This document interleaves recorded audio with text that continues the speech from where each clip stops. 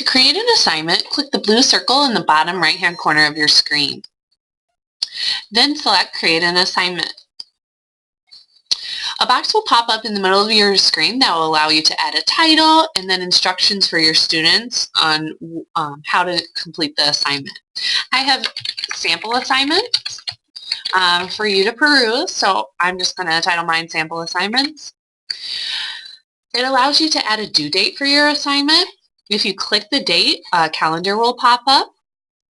It also gives you the option to not have a due date. You just exit out. You can add a time also, but that's optional. At the bottom, these icons are where you attach the materials your students need to complete their assignment. The paperclip is for you to upload a file from your desktop. You can also attach Google Drive items, including forms, sheets, docs, drawings. You can add a YouTube video, and you can search for it through this icon. Or you can add a link from the web. This also could be a video, it could be a link to an image, a website, etc. This drop down in the middle is very helpful, especially for junior high teachers that are teaching multiple sections. If you create a Google Classroom for each of your sections, you can click as many classrooms as you want to post the same assignment in. I'm just going to post it in this one Google Classroom.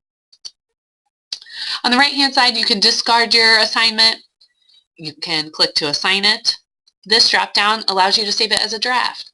So if you create the assignment ahead of time and you want to assign it next week, save it as a draft, and then next week you can go in and assign it.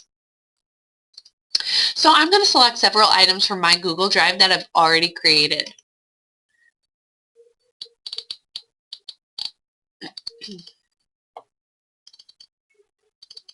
After I locate my assignments, if I want to add multiple, all I need to do is hold down the Control key on my keyboard, and I can highlight multiple assignments. And then I click Add, and they'll pop up in that same screen. Before I assign, I need to select how I want my students to interact with the document. Either they can view the file, I can have students edit the one file, so everyone editing the same file, or I can have it so each student will have their own copy. Editing the file, you'll want to talk to your students about how to not delete other students' work. Making a copy for each student, it will automatically name it, the title of the assignment, and then put in a dash and put your student's first and last name. This will allow you to give individual feedback and grades for the assignment. So I'm going to go ahead and select how I want you to be able to view the assignment as the student in the classroom. So for several of these, I would like for the drawing, the 4th grade, math assessment, I want you to have your own copy. But for the group response slides presentation, I want everyone editing the same presentation.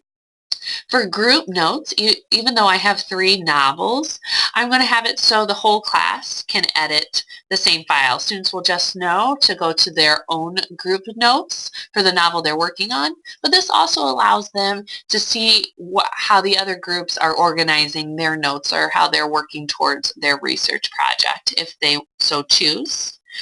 And then the last one is if I want students to have their own copy to gather their research notes for their research project. So after I have selected how I want my students to interact with the documents, I'm ready to assign.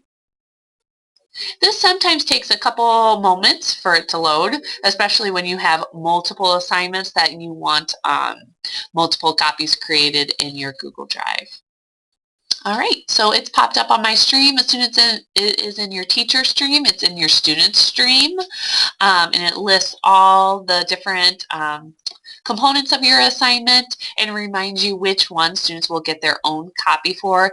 Again, those are the ones that you'll be able to assign individual grades. I have 2 students in my classroom, so that's why it says 2 are not done, and 0 are done right now.